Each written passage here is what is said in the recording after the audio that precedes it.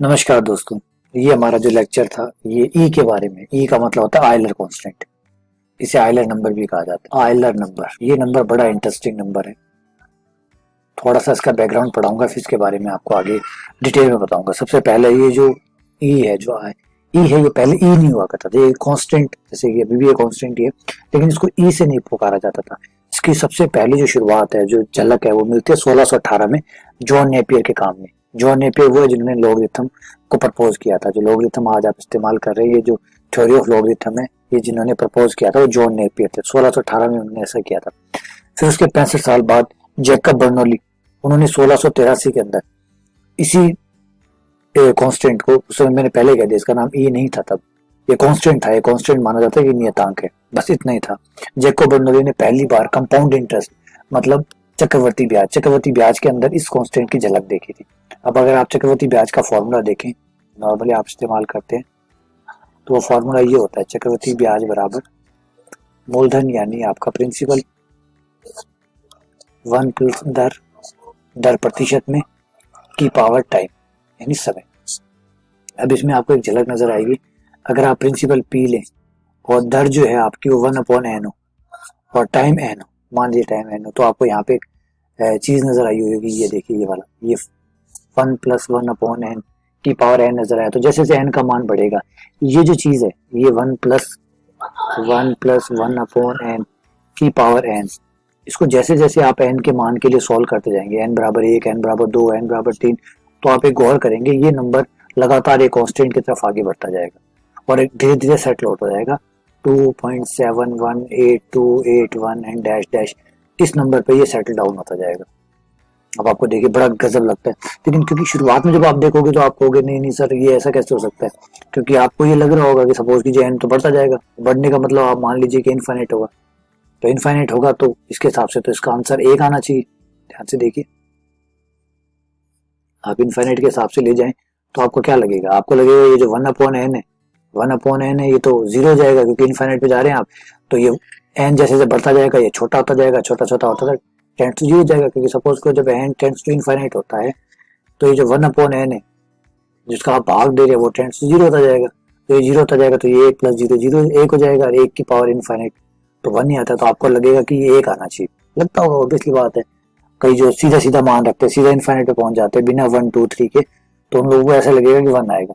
लेकिन क्या लगता है, क्या 1/n कभी पूरा 0 होगा? नहीं होगा, ये 0 की तरफ जाएगा तो ये 1 प्लस कुछ बनता रहेगा हमेशा। हाँ, छोटा होता जाएगा लेकिन कभी 1 नहीं आएगा, 1 प्लस कुछ होता जाएगा, उसकी पावर होगी, ये चलता जाएगा। तो ये जिसके बारे में आप सपोज करें कि 1 होगा 1 नहीं होगा, चलिए मैं आपको इसको एग्जाम्पल से समझाता हूँ ताकि आपको और अच्छा डिटेल में समझ में आ जाए। देखिए, मैं आपको भी एक टेबल दिखा रहा हूँ, ये x के साथ है, ये 1 प्लस x की पावर x है।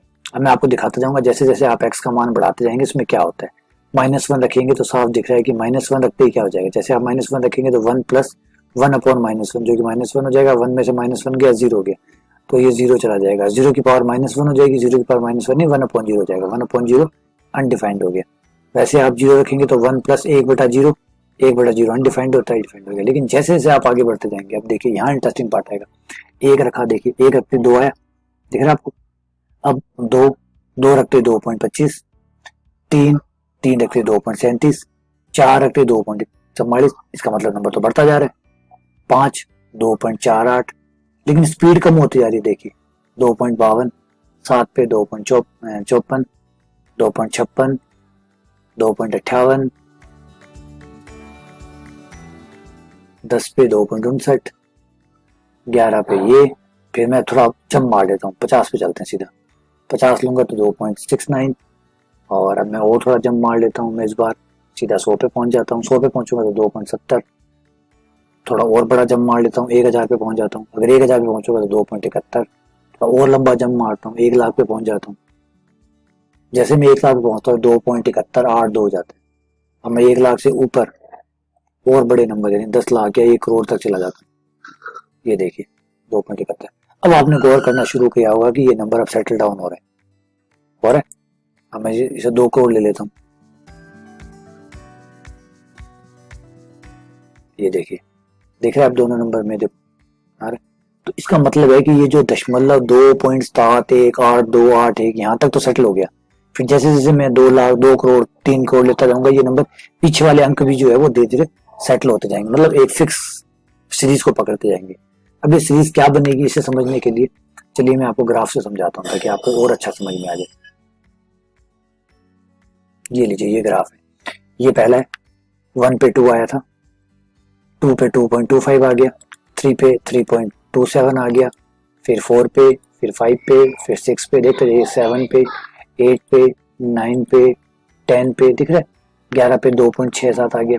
तो ये नंबर कहाँ जा रहा है, कौन से नंबर को ये अप्रोच कर रहा है, इसे देखने के लिए मैं ग्राफ प्लग करता हूँ। ये देखिए y बराबर ई, ये जो है ये लाइन जो है y बराबर ई है। ये देखिए ये लाइन आप जैसे जैसे ग्राफ को आप आगे की तरफ बढ़ाते जाएंगे आपको नजर आएगा कि ये दोनों सेटल होते जा रहे हैं। देखिए ब्लैक लाइन और ब्लू लाइन में गैप है, जब 28 है तो ब्लू लाइन और में गैप है।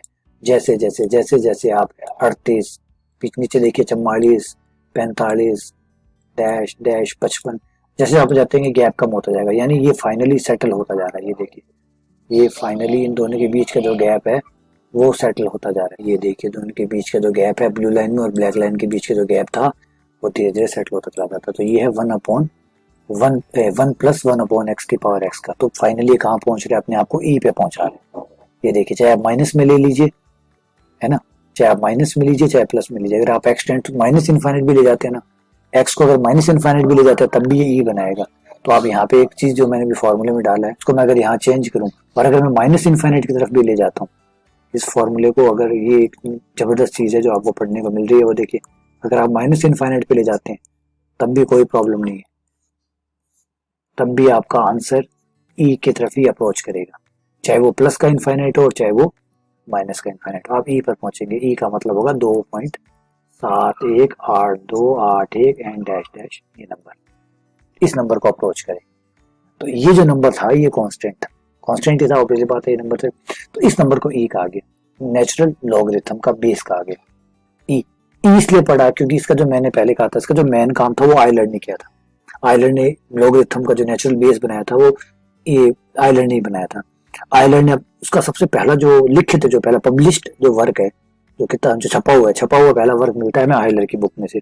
आयलर की बुक थी मैकेनिका, जिसमें 1736 के अंदर पहली बार उन्होंने ई का जिक्र किया था, तब उन्होंने इसको ई के नाम से पुकारा था, तो पहला जिक्र वहां से मिलता है।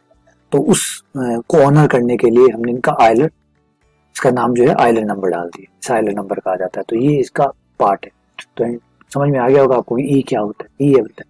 अब ई जो है वो बहुत जबरदस्त नंबर था, बहुत जबरदस्त नंबर इसलिए था कि आपने औकलन में भी देखा होगा, औकलन में भी देखा होगा आपने कि जैसे आप ई की पावर एक्स करते हैं आप ई की पावर एक्स मिल जाता है, यानी कोई और नंबर ऐसा है ही नहीं जिसका डेरिवेटिव खुद अपने आप में वो, मतलब जिसमें रेट ऑफ चेंज निकालते हैं आप, परिवर्तन की जो दर निकालते हैं, परिवर्तन की दर अपने आप में वही होता है, वो खुद ही अपने आप में परिवर्तन की दर है। इस फलन में जब आप परिवर्तन की दर निकालेंगे मतलब ढाल निकालेंगे तो ढाल जो है वो खुद ही फलन का मान ही होगा, जो फलन का जो भी मान है वही उसकी ढाल है। ये ई की पावर एक्स के साथ संभव है। तो ई की पावर एक्स जो है वो बड़ा इंटरेस्टिंग फंक्शन बन जाता है।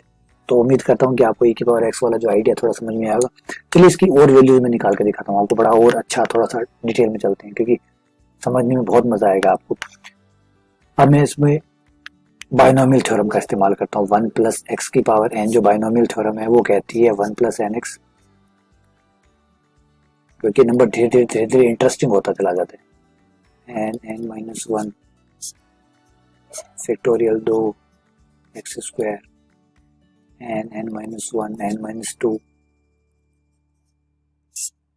बटा फैक्टोरियल 3 एक्स क्यूब। ये हमारा बाइनोमियल एक्सपेंशन होता है, मतलब द्विपद विस्तार होता है ना। अब मैं x को हटा देता हूँ और x को हटा के उसकी जगह 1/n रख देता हूँ। तो जैसे ही मैं x की जगह 1/n रखूंगा द्विपद विस्तार में तो ये हो जाएगा मेरा 1 plus n 1/n plus n minus 1 factorial 2 1/n का स्क्वायर n फैक्टोरियल 3 1/n का क्यूब, और फिर ये डैश डैश डैश डैश चलता रहेगा। थोड़ा सा इसे सॉल्व कर लीजिए, हल्का सा सॉल्व जरूर कर लीजिए, देखिए क्या बनता है। n से n करिए, 1 को मैं ऐसे लिख लूँ 1 बटा फैक्टोरियल 0, थोड़ा सा लिखने में आसानी हो, 1 अपॉन फैक्टोरियल 1 के फैक्टोरियल 0 1 होता है, 1 भी 1 ही होता है। यहाँ से देखिए एक एन तो इससे कट ही जाएगा, एक एन यहाँ से कॉमन लेके कट जाएगा, है ना। कॉमन लूंगा तो ये हो जाएगा 1 माइनस 1 बटा एन और नीचे है फैक्टोरियल 2। सेम ऐसा ही आप यहाँ कीजिए, एक एन तो काट दीजिए डायरेक्टली, एक एन यहाँ से कॉमन ले लीजिए, एक एन यहाँ से कॉमन लीजिए, एन स्क्वायर काट दीजिए तो ऊपर बन जाएगा 1 माइनस 1 बटा एन, 1 माइनस 2 बटा एन बटा फैक्टोरियल 3 और बस डैश डैश ऐसे ही चलने दीजिए।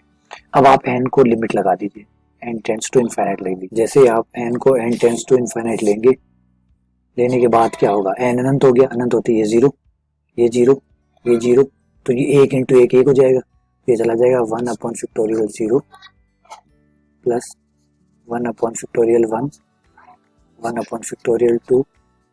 तो देख रहे हो ये इनफाइनाइट सीरीज है जिसका जोड़ ई होने वाला है।